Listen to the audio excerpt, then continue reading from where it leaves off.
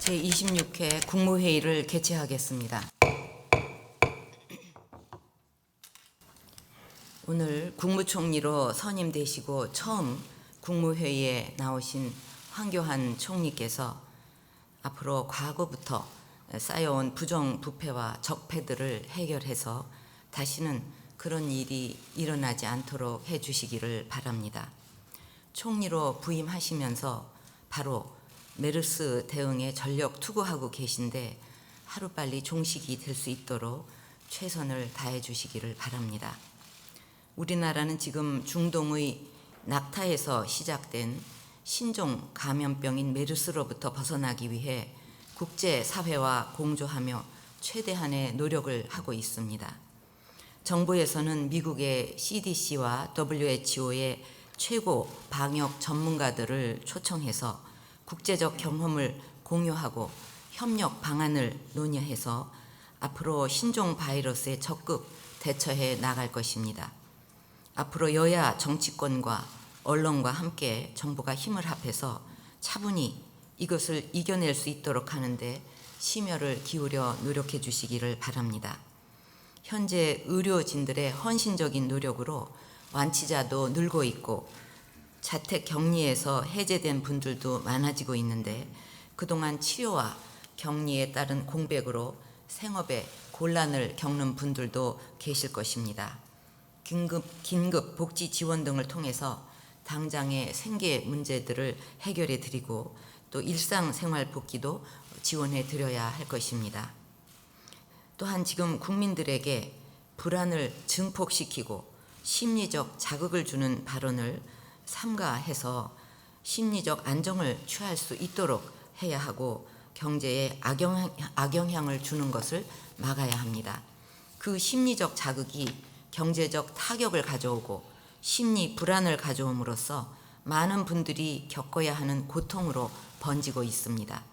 이럴 때일수록 유언비어가 난무하지 않도록 국무위원들께서는 중심을 잡고 국가가 흔들리지 않도록 사명감으로 임해 주셔야 합니다. 앞으로 황교안 총리를 중심으로 국무위원들께서는 어떤 어려움에도 흔들리지 말고 소신과 신의를 오직 국민들을 위한 일에만 지켜나가셔야 합니다. 과거 우리 정치사를 보면 개인적인 보신주의와 당리당략과 끊임없는 당파 싸움으로 나라를 뒤흔들어 놓고 부정부패의 원인 제공을 해왔습니다. 그러나 이제는 개인이 살아남기 위한 정치를 거두고 국민을 위해 살고 노력하는 정치를 해야 합니다. 그 상생의 정치에 국민들을 이용하고 현혹해서는 안 될 것입니다. 앞으로 저는 대통령으로서 국민들이 저에게 준 권한과 의무를 국가를 바로 세우고 국민을 위한 길에만 쓸 것입니다. 지난 6월 15일 위헌 소지가 큰 국회법 개정안이 정부로 이송이 되었습니다. 이 행정입법에 대한 국회의 시정 요구권은 역대 국회에서 지속적으로 논의가 되었지만 항상 위헌성 논란이 계속되어 왔습니다. 지난 2000년 2월에는 본회의에 상정된 국회법 개정안이 위헌성이 있다는 이유로 수정 의결된 바 있고 금년 5월 1일 국회 운영위원회 소위원회에서도 위헌 가능성을 감안해 신중하게 검토해야 한다는 방향으로 의견이 모아진 것으로 알고 있습니다. 그럼에도 불구하고 이번에 개정안에 대한 충분한 논의 과정도 없이 그것도 아무런 연관도 없는 공무원 연금법 처리와 연계해서 하룻밤 사이에 국회 본회의에서 통과가 되었습니다. 이번 국회법 개정안은 국회가 사실상 정부의 시행령 등의 내용까지 관여할 수 있도록 하고 법원이 아닌 국회가 시행령 등의 법률 위반 여부를 심사할 수 있도록 하고 있습니다. 이러한 점에서 정부의 입법권과 사법부의 심사권을 침해하고 결과적으로 헌법이 규정한 삼권 분립의 원칙을 훼손해서 위헌 소지가 큽니다. 이것은 사법권을 침해하고 정부의 행정을 국회가 일일이 간섭하겠다는 것으로 역대 정부에서도 받아들이지 못했던 사항입니다. 정치가 국민을 위해 존재하고 국민을 위한 일에 앞장서야 함에도 불구하고 과거 정부에서도 통과시키지 못한 개정안을 다시 시도하는 저희를 이해할 수가 없습니다. 또한 국회가 행정입법의 수정, 변경을 강제할 수 있는지에 대해서도 법을 통과시킨 여와야 그리고 국회의원들 사이에서도 해석이 통일되지 못한 채 정부로 이송되었다는 것에 대해서도 이해할 수가 없습니다. 국회법 개정안의 위헌성 문제가 커지자 법안을 수정하면서 요구를 요청으로 한 단어만 바꾸었는데 요청과 요구는 사실 국회법 등에서 같은 내용으로 혼용해서 사용되고 있습니다. 그것은 국회에서도 잘 알고 계실 것입니다. 또한 결과를 보고해야 한다는 부분을 검토하여 처리 결과를 보고해야 한다로 완화하는 것은 바꾸지도 않았고 야당에서도 여전히 강제성을 주장하고 있습니다. 이것은 다른 의도로 보면 정부를 압박하기 위해 충분한 검토 없이 서둘러 여야가 합의했다는 방증이기도 합니다. 이 개정안은 국가 행정 체계와 사법 체계를 흔들 수 있는 주요한 사안으로 여야의 주고받기식이나 충분한 검토 없이 서둘러서 진행할 사안이 아닙니다. 정치가 국민을 위해 무엇을 할 수 있나를 먼저 생각하고 정부의 정책이 잘 될 수 있도록 국회가 견인차 역할을 해서 국민들이 잘 살 수 있도록 최선을 다해야 함에도 불구하고 그동안 정부와 정부 정책에 대해 끊임없는 갈등과 반목, 비판만을 거듭해 왔습니다. 그 단적인 예로 지금 정부가 애써 마련해서 시급히 실행하고자 하는 일자리 법안들과 경제 살리기 법안들이 여전히 국회에 3년째 발이 묶여 있습니다. 가짜 민생 법안이라고 통과시켜주지 않고 청년들의 일자리 창출을 해볼 수 있는 기회마저 주지 않고 일자리 창출을 왜 못하느냐고 비판을 하고 있습니다. 언제까지 이런 법들을 통과시켜주지 않으면서 정부에만 책임을 물을 것인지 묻고 싶습니다. 국회와 정치권에서 국회법 개정 이전에 당연히 민생 법안에 사활을 건 투쟁이 필요함에도 불구하고 정치적인 이해관계에 묶인 것들부터 서둘러 해결되는 것을 보고 비통한 마음마저 듭니다. 정부를 도와줄 수 있는 여당에서조차 그것을 관철시키지 못하고 있는 이런 상황에서 국회법 개정안으로 행정 업무마저 마비시키는 것은 국가의 위기를 자초하는 것이기 때문에 불가피하게 거부권을 행사할 수밖에 없습니다. 국회에서 처리 못한 기가 막힌 사유들로 국회에서 처리 못한 법안들을 열거하는 것이 어느덧 국무회의의 주요 의제가 되어버린 현실 정치가 난감할 따름입니다. 지난 1월 어린이집 아동학대 사고 후 아동학대 예방을 위한 법안 처리가 시급한 상황에서 여야는 아동학대 예방과 아무 관련도 없는 아시아 문화중심 도시 조성 특별법을 영유아 보육법과 연계 처리하기로 합의를 했습니다. 그런데 정작 시급한 영유아 보육법은 2월 국회에서 처리되지 못하고 연계 법안만 처리를 하였습니다. 또한 지방채 발행 요건을 완화해서 지방교육 재정을 안정적으로 확보할 수 있도록 하기 위한 지방재정법 개정안 처리와 행정부의 고유 권한인 목적 예비비 집행을 연계했습니다.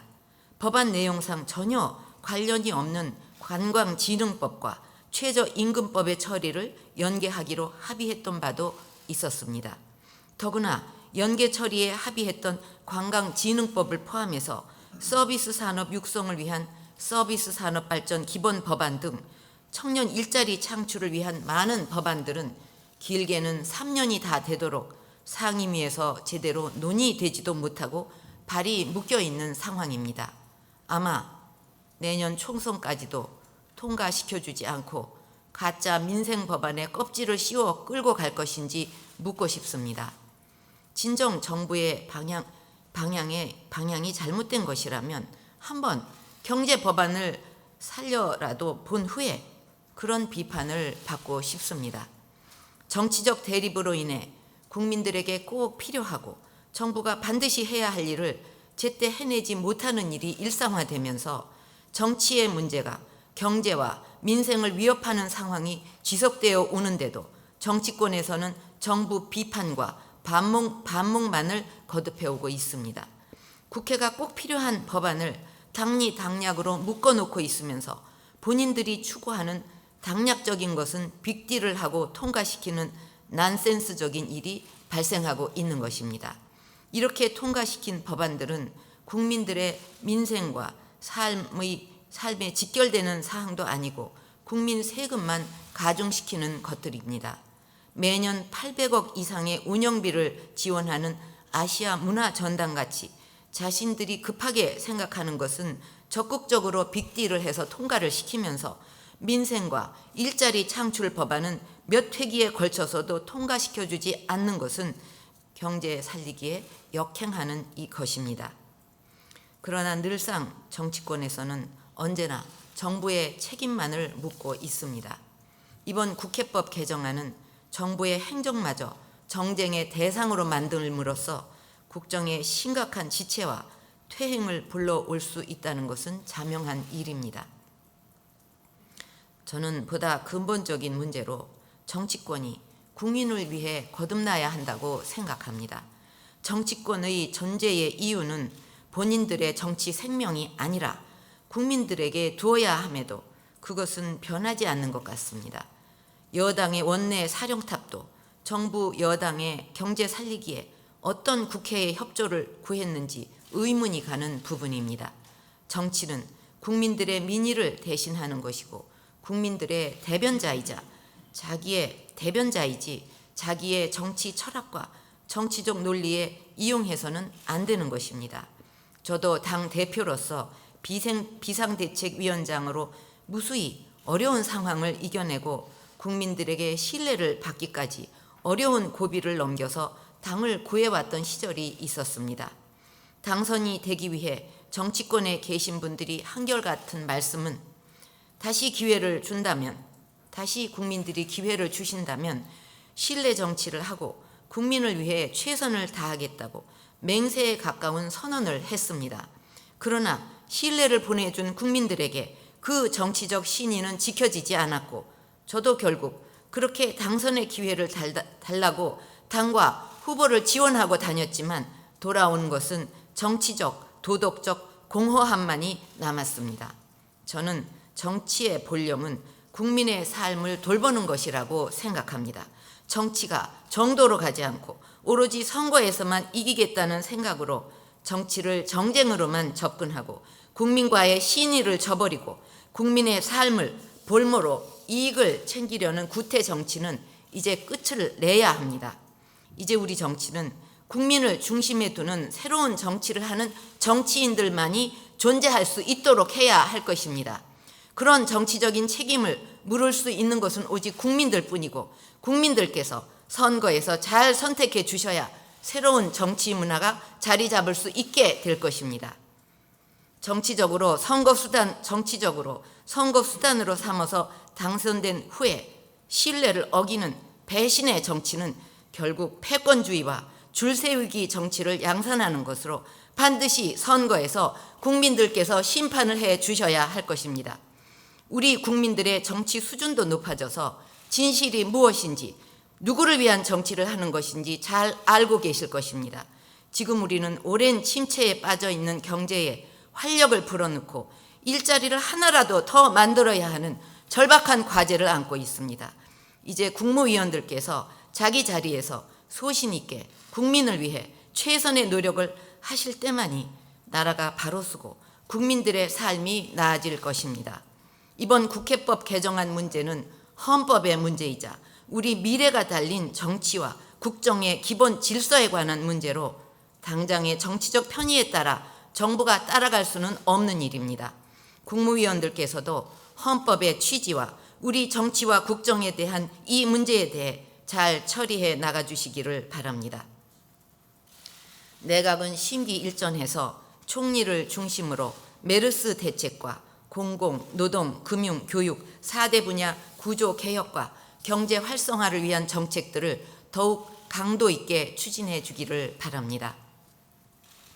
세계 경제 회복이 지연되고 있고 엔화와 유로화 약세 등으로 수출이 감소세를 보이는 상황인데 메르스 사태로 일상적인 소비와 투자 활동까지 급격하게 위축이 되면서 자칫 우리 경제의 회복세가 꺾일까 우려스럽습니다. 현재 중부 지역의 극심한 가뭄도 계속되고 있습니다. 경제가 더 어려워지면 투자가 줄고 일자리도 줄어들게 될 것이기 때문에 정부의 세수까지 줄어드는 악순환의 고리에 빠질 우려가 큽니다.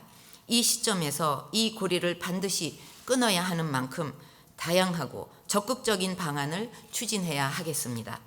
통화 당국이 경기 회복, 경기 활성화를 위해서 적절한 타이밍에 금리를 인하를 했는데 기재부를 비롯한 관계 부처에서도 지난 10일 발표한 메르스로 인한 피해 지원 대책을 차질 없이 집행하기를 바랍니다.